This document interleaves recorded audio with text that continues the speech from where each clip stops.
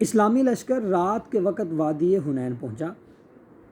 بنو حوازن کا سردار مالک بن عوف پہلے ہی اپنا لشکر اس وادی میں اتار کر مختلف جگہوں پر پھیلا اور چھپا چکا تھا، یعنی وہ لوگ وہاں پہنچ گئے اور انہوں نے پوزیشن جو ہے وہ سنبھال لی، کچھ لوگ چھپ کے کھڑے ہو گئے، کچھ لوگ ویسے سامنے تھے۔ مسلمان دشمن کی موجودگی سے بالکل بے خبر تھے، یعنی آپ صلی اللہ علیہ وسلم کو، مسلمانوں کو یہ اندازہ نہیں ہوا کہ وہ ہم سے پہلے یہ سٹیپ جو ہے وہ اٹھا لیں گے۔ مسلمان آگے بڑھے تو بنو حوازن کے جنگجوؤں نے اچانک مسلمانوں پر تیروں کی بارش کر دی۔ اب وہ لوگ پوزیشن سنبھال کے آلریڈی بیٹھے ہوئے تھے اور مسلمان جو ہے وہ ابھی ایکسپیکٹ نہیں کر رہے تھے لڑائی، تو انہوں نے چھپے ہوئے تھے۔ جو ہی مسلمان ان کے وہ مطلب حصار کے اندر آئے، ان کی رینج کے اندر آئے، تو انہوں نے بارگی جو ہے وہ حملہ کیا۔ اب مسلمان چونکہ لڑنے کے لیے تیار ہی نہیں تھے، وہ تو بالکل ایکسپیکٹ نہیں کر رہے تھے۔ وہ تو یہ تھا جیسے پرانے دور میں ہوتا تھا، جنگیں ہوتی تھیں کہ آمنے سامنے صفیں بنتی تھیں، پھر ادھر سے ایک آیا ادھر سے ایک آیا، پہلے افراد آپس میں لڑتے تھے، پھر جو ہے وہ فوج آپس میں لڑ پڑتی تھی۔ تو بہرحال مسلمان آگے بڑھے تو بنو حوازن کے جنگجوؤں نے ان پر اچانک جو ہے وہ حملہ کر دیا تیروں کے ساتھ۔ اس اچانک حملے سے مسلمان سنبھل نہ سکے، ان میں ایسی بھگدڑ مچی کہ کوئی کسی کی طرف نہیں دیکھ رہا تھا، ایسے کوئی ادھر بھاگ رہا ہے، کوئی ادھر بھاگ رہا ہے، کوئی ادھر بھاگ رہا ہے۔ بہرحال یہ ایک وقتی کیفیت پیدا ہو گئی، ہر طرف افراتفری کا سماں تھا۔ آپ صلی اللہ علیہ وسلم اکیلے ایک لشکر بنے ہوئے نہ صرف پہاڑ کی طرح ڈٹے رہے بلکہ اپنے سفید خچر پر سوار آگے ہی بڑھتے رہے۔ اللہ کے رسول صلی اللہ علیہ وسلم سے بہادر شخصیت اس کائنات میں اور کوئی نہیں ہے۔ اللہ کے رسول صلی اللہ علیہ وسلم سے زیادہ بہادر اور نڈر سپہ سالار اس دنیا میں آج تک کوئی پیدا نہیں ہوا اور نہ ہی ہو سکے گا۔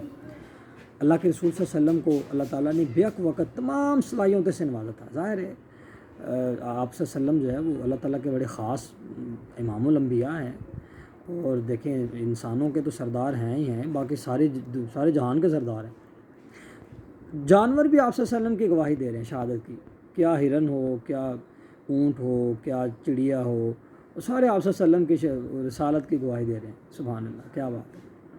تو بات کرنے کا مقصد یہ ہے کہ آپ صلی اللہ علیہ وسلم بڑے نڈر اور بڑے بہادر چیف آف آرمی اسٹاف تھے، آپ کہہ لیں۔ تو آپ صلی اللہ علیہ وسلم لوگوں کی اس بھگدڑ کو دیکھ کے آپ صلی اللہ علیہ وسلم کسی طرف آپ صلی اللہ علیہ وسلم آگے بڑھ رہے تھے۔ یہاں سے ہمیں یہ ایک اسوہ ملتا ہے نبی اکرم صلی اللہ علیہ وسلم کی ذات سے کہ کبھی بھی جنگ دشمن سے لڑائی ہو تو کبھی بھی پیٹ پھیڑ کے بھاگنا نہیں چاہیے۔ گولی جو ہے وہ مسلمان جو ہے اگر کسی کافر کے ساتھ لڑائی ہوتی ہے تو گولی اس کے سینے پہ لگنی چاہیے، پیٹھ کے اوپر نہیں، یہ مردوں کی نشانی ہے۔ بہرحال یہ اس سے ریلیٹڈ ایک بات تھی کہ آپ صلی اللہ علیہ وسلم آگے بڑھ رہے تھے۔ آپ صلی اللہ علیہ وسلم کی زبان مبارک پر یہ الفاظ جاری تھے، انا النبی لا کذب، انا ابن عبد المطلب، میں نبی ہوں، یہ جھوٹ نہیں ہے، میں عبد المطلب کا بیٹا ہوں۔ یعنی آپ صلی اللہ علیہ وسلم لوگوں کو اپنے نبی ہونے کی جو ہے وہ بات بتا رہے تھے کہ میں یہ جھوٹ نہیں ہے، مان لو میں اللہ کا رسول ہوں۔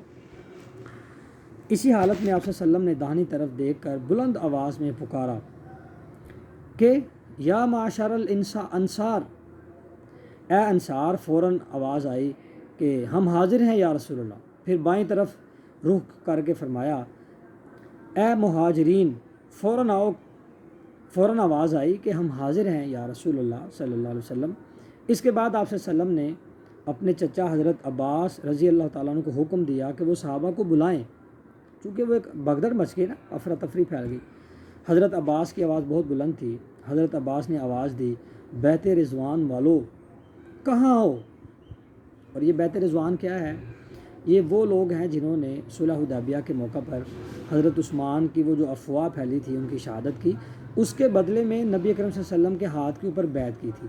تو یہ وہ ہیں، رضوان سے مراد کیا ہے؟ جن سے اللہ راضی ہو گیا۔ اللہ نے کہا تھا نا لقد رضی اللہ عن المؤمنین اذ یبایعونک تحت الشجرہ، کہ اللہ تعالیٰ ان لوگوں سے راضی ہو گیا جو وہ ایک درخت کے نیچے بیٹھ کے تو نبی اکرم صلی اللہ علیہ وسلم سے بیعت کر رہے تھے، اللہ ان سے راضی ہو گیا، اس لیے ان کو بیعت رضوان کہتے ہیں۔ یہ آواز سن کر تمام مسلمان واپس مڑے اور لڑائی شروع ہو گئی۔ پھر آپ صلی اللہ علیہ وسلم نے مٹھی بھر مٹی لے کر دشمن کی طرف پھینکی۔ یہ مٹی اس طرح پھیلی کہ دشمن کا کوئی ایسا آدمی نہ تھا جس کی آنکھ اس سے بھر نہ گئی ہو۔ اس طرح دشمن کی قوت ٹوٹتی چلی گئی۔ بہرحال یہ ایک آپ کہہ لیں کہ پہلا کاؤنٹ ڈاؤن تھا دشمن کا، جو نبی کریم صلی اللہ علیہ وسلم نے مٹی پھینکی تو ہوا۔